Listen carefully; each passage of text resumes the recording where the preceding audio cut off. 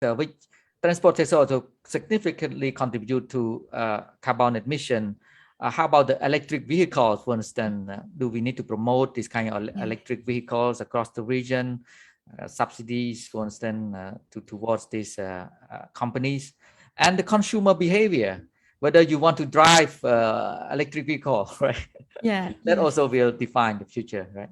yeah. I think yes. For the transportation is also come with the energy efficiency.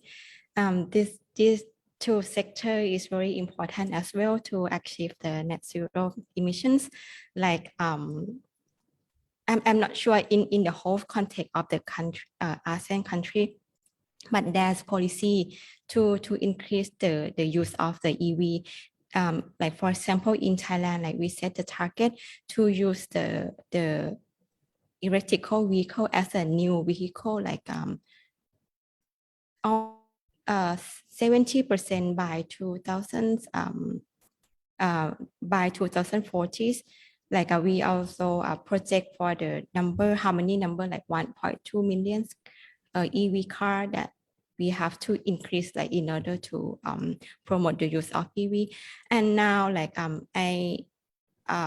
I see the policy like incentive to support people to buy the EV. Like for example, if you buy the car like less than for example 2 million baht, like government will help you by subsidize for the incentive. Like I think it's about 150,000 like for people when they buy the EV. Interesting. How about tax? How about tax policy? Yes. Also, I'm not sure about the tax. I think they are working on the tax reductions, but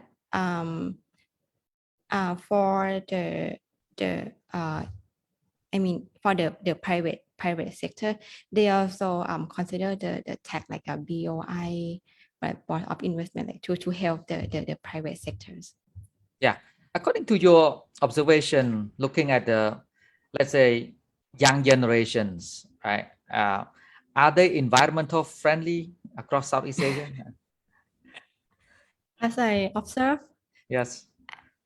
I'm being positive. I think yes, they are like concerned about environment, because I used to work in the project that building awareness on the renewable energies, but we focus on the solar energy. As I mentioned, like because we have the high potential for the solar energies, when we go to the university or the schools, and we promote them to have the competition about the creating the idea or creating the project that related to the renewable energy. They're very creative. They present really confidence, and I think even like researcher like me, maybe I cannot like think like them. They are very creative, and they quite understand quite very well for the impact of the climate change and how to mitigate it. I think if the government, like I mean for the whole regions, they continue to support to building the awareness or have the campaign, I think like young people like children, they can like absorb, or they can change their behaviors, like respond to the climate change impacts. Yeah, interesting observation. So behavior change, social behavior change, very critical in this energy transition, decarbonization, to preserve the environment and so on. So because they have the consumption power, right? As a consumer, you have consumption power, and also you can vote. You can elect the politicians that pro environment or pro clean or green energy, right? They have the voting rights. I mean, not all countries have voting rights, but at least they can share their perspective, right? Put as a campaign for the elections. Yes, maybe kind of, political process and so on. And yes, come back to a bit macro level ASEAN. So ASEAN have different dialogue partners, and the European Union is one of the key dialogue partners of ASEAN. And this year marks the 45th anniversary of ASEAN EU partnership. And lately, they reached kind of a strategic partnership. And of course, the climate change, environmental protections, energy transition is are some of the key practical cooperation area in this regard. So what is your recommendation of what the EU should do more, for instance, to support ASEAN in this front with regards to energy transition? From the EU, as my observations and also my researchings, EU need to do kind of like international assistance for the ASEAN countries in terms of the building capacities, in terms of the technical and financial support. I think in order to achieve the decarbonization, I think the technology is very important. So they should provide us some kind of the support on the R&D or the how to we can deploy the key technologies, or like how to improve the infrastructures in order to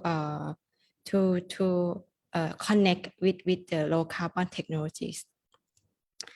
And also about the climate finance is also very important in order to achieve the net zero emission that we also need from the EU.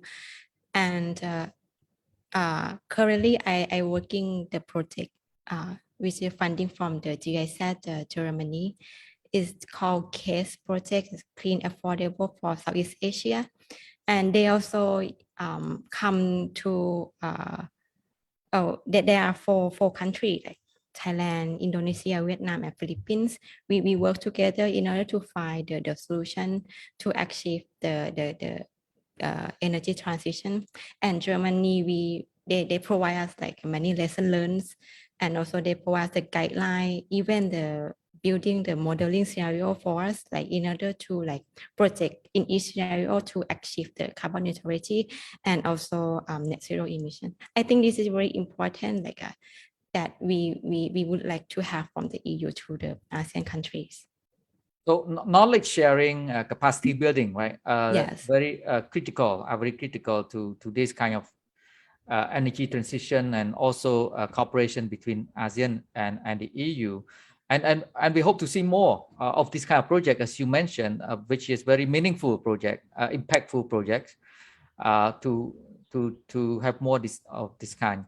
Now, look at in addition to the government's kind of social dimension, in EU they also have a lot of debate and discussion on ESG, environment, social and governance. So this ESG, and in ASEAN we don't have any regional policy framework yet on ESG. So should we have one on ESG so that we can hold the private sector accountable when it comes to this kind of environmental issues? Yes, we need it. Like this is a very important, like to have the ESG. And currently, like from what I see, many big corporations, many the leading companies, they also integrate the ESG concept into their company policies. Because from what I see, like ESG is like environment, social, and governance, right? And I'm not sure about for the public, I mean for the government, like in terms of the policy related on the ESG, but I see like many like corporations, like they integrate ESG as the policy to respond to the climate change and the sustainability. Yeah, and so we hope to see more this kind of responsible business in Southeast Asia, especially multinational companies and also the local companies. Some of them are the polluters, they're polluting the environment, including carbon emission and so on. So if we have a regional framework, a national policy framework, for instance, on ESG, perhaps we can better preserve our environment, and of course for the sustainable development in the region. So because EU have a great kind of experience when it comes to this kind of climate change mitigation, adaptation, and actually Southeast Asia is a bit latecomer when it comes to this kind of energy transition, climate change, adaptation, mitigation, because we still many of us still developing countries. So we prioritize economic developments than our environmental protection and social protection and so on. Kind of exploitative capitalism, right? So in terms of development model, at the World Economic Forum a few years ago, they promote this concept of stakeholder capitalism, to change the approach, the understanding of capitalism, which is exploitative capitalism, to more stakeholder capitalism by involving different stakeholders, including consumers, civil societies, and so on. So it's a kind of a network of stakeholders. So development model, economic development model, what we need to do more to change the existing economic development model across Southeast Asia. As you mentioned about the stakeholders, the model, right? I think about the building the dialogue on the stakeholder engagement. I mean, it's not everyone can be involved in the policy development, like as you mentioned about consumer, policy makers, and everyone, like civil society, everyone need to involve in the development and build a dialogue, like EANGAGE Dialogue, building the dialogue, the narrative. Like we need to hear from everyone in order to building kind of in terms of the economic development, sustainable development. Great. So yes, so this is a last question with regards to the story, because I think story has so much power for impacting positive changes, right? So if you want to tell a story to policymakers, to students, to other stakeholders, what should be the story? From your perspective, what are the storylines that you want to send now to our audience in order to achieve this net zero emission? I think the story is about we living in the same planet. Everyone in the planet is connected, and we are all affected by the climate change. Not only the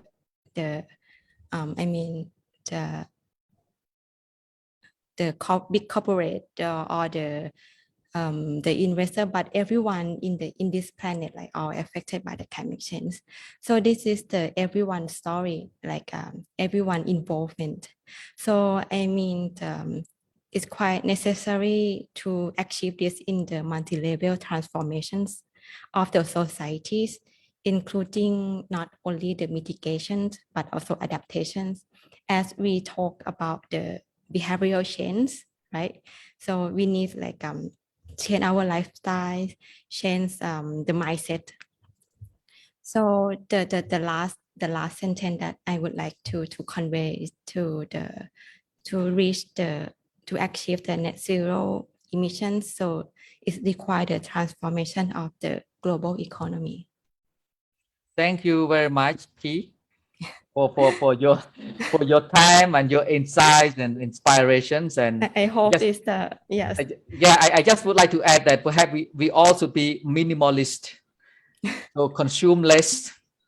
So being minimalist can be one of the behavior change that we can impact, positive change to preserve our planet. And this kind of shared destiny, we all share one planet. So that is powerful story. And thank you very much once again, P, for spending time with us today, and hope to see you in person in the future. Thank you so much. Thank you very much. I hope to. Thank you so much.